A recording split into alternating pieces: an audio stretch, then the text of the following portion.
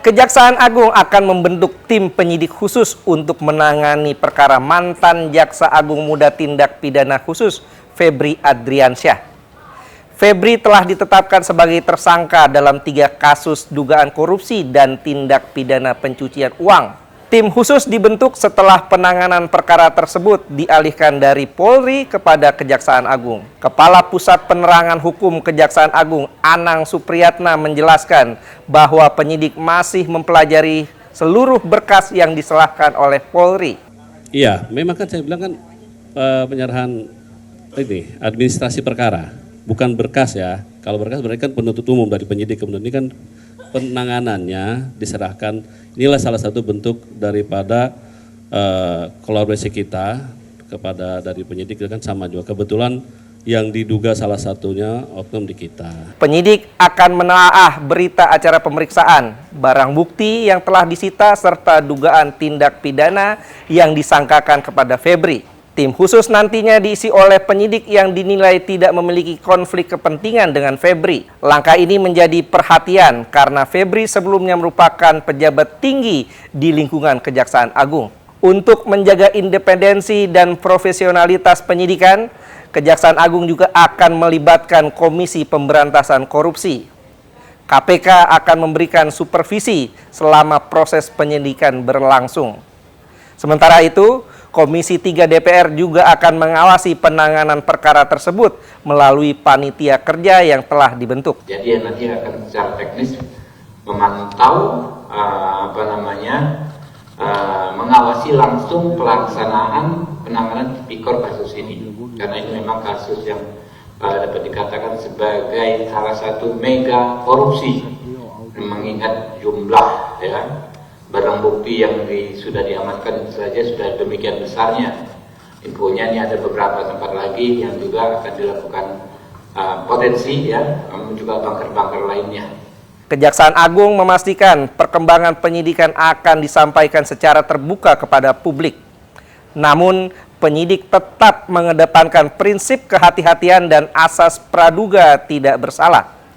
Febri Adriansyah ditetapkan sebagai tersangka pada Sabtu 11 Juli 2026. Dia ditetapkan bersama seorang pihak swasta bernama Don Rito. Meski telah berstatus tersangka, Febri belum ditahan. Sementara Don Rito telah ditahan di rumah tahanan Polda Metro Jaya sejak Jumat 10 Juli 2026. Kementerian Imigrasi dan Pemasyarakatan juga telah mencegah Febri dan Don Rito bepergian ke luar negeri.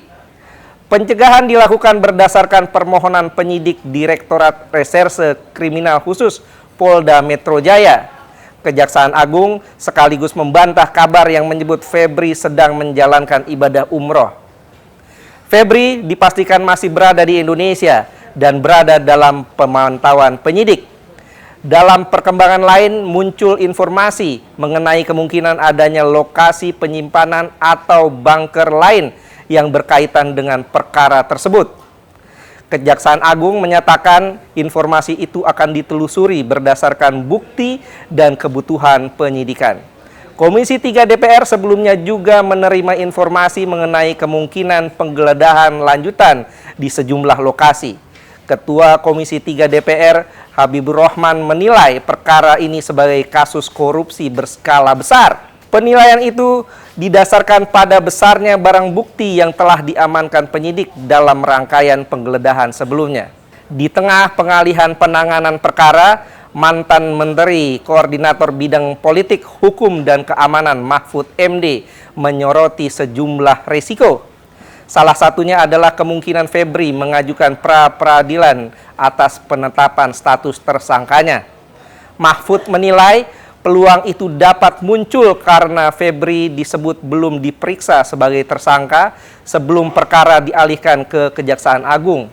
Mahfud juga mengingatkan adanya risiko penyidikan berjalan lambat atau tidak berkembang kepada pihak lain yang mungkin terlibat. 1. Dengan dialihkannya kasus yang tersangkanya belum diperiksa oleh penyidik Polri ini, maka tersangka Febri Adriansyah bisa mengajukan pra-peradilan dan mungkin saja menang karena dia dijadikan tersangka tanpa diperiksa lebih dulu, kemudian kasusnya dialihkan ke kejaksaan, bukan dilimpahkan. Kalau dilimpahkan itu secara hukum benar, tapi harus diperiksa dulu.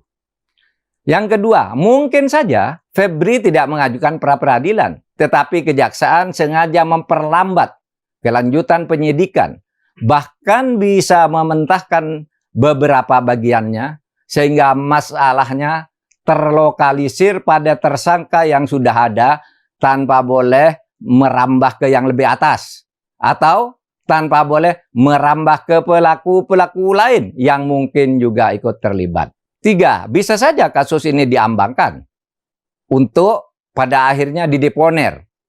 Kalau ini terjadi, sungguh mengerikan. Adakah kita ini akan sungguh-sungguh memberantas korupsi jika begini cara yang dilakukan? Perkembangan yang terjadi sejak Sabtu tanggal 11 Juli 2026 jam 15 WIB memang sangat mengkhawatirkan bagi perkembangan dunia hukum kita. Perang proksi yang tak bisa disembunyikan ini dan yang kemudian melahirkan kompromi berupa pengalihan kelanjutan penyidikan ini bukan hanya merusak mekanisme hukum acara pidana, tetapi juga merusak sistem hukum dan cara berhukum kita dalam hidup bernegara. Dia bahkan mengkhawatirkan perkara tersebut dibiarkan tanpa kepastian hingga akhirnya dikesampingkan.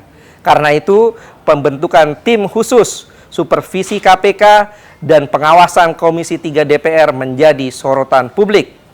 Masyarakat kini menunggu langkah lanjutan Kejaksaan Agung, termasuk pemeriksaan terhadap Febri, kemungkinan penahanan, serta pengembangan perkara kepada pihak-pihak lain.